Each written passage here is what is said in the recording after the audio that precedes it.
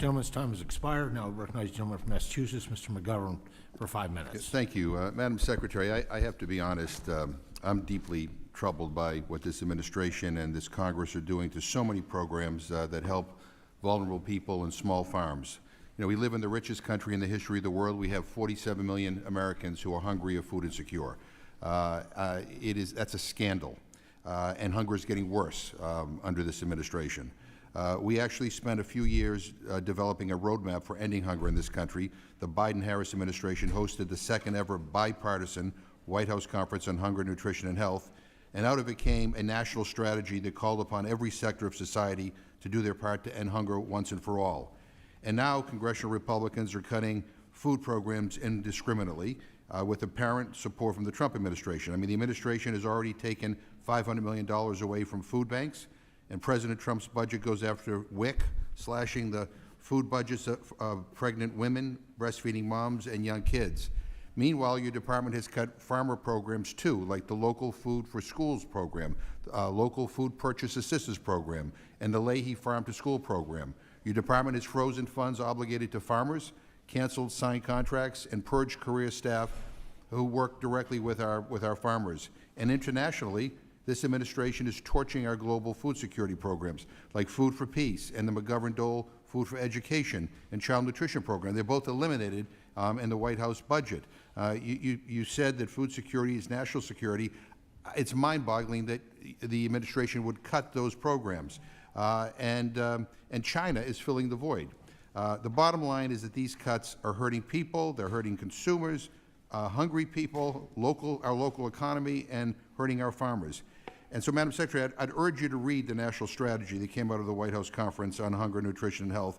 And I hope I can persuade you to make meaningfully combating hunger a priority, because things are going in the wrong direction.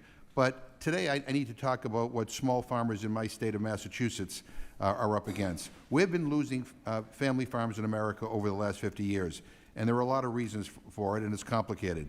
But what should not be complicated is whether USDA has a responsibility to do something to try to stop it.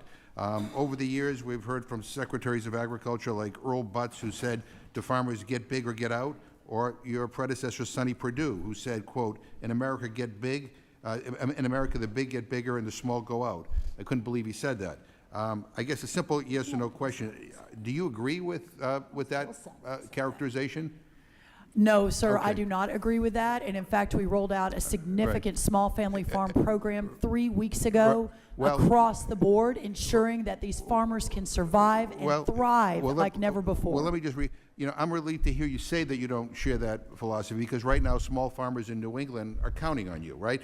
Appropriations Ranking Member Rosa DeLauro and I teamed up at the end of last year to craft a disaster supplemental package specifically targeted to help small specialty crop farmers in our region, plus Alaska and Hawaii, who need to be made whole after catastrophic infrastructure and crop losses in the last few years. We've had unprecedented floods, freezes, and storms, and our farmers are at risk of losing everything.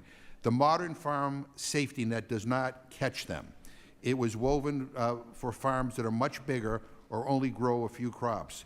Traditional diversified operations, meaning local fruit and veggie farms that feed their communities, do not have any safety net because the federal government has never adequately created one for them.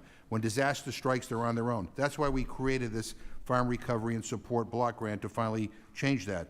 I'm terribly concerned right now with how your department has been making decisions about the rollout of the program so far, and I hope that you'd agree that farmers and not bureaucrats or politicians in Washington should be deciding on which disaster relief programs best meet their needs. I know there's ongoing conversations between state agriculture commissioners and the department, but I'd urge you to listen to the ag commissioners. And I would just ask you that this is not a trick question. I hope, I wish you, will you commit to working with us and our state agriculture commissioners to make sure that we don't leave our small farmers behind, because this is a really big concern in Massachusetts and throughout New England.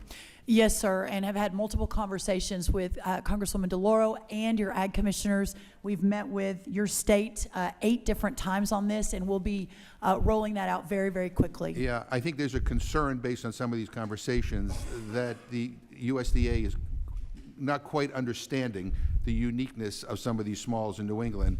and a lot of them are afraid that they will not qualify for any relief. And again, we passed this in the supplemental bill. We put in the supplemental bill to address these needs of these small farmers.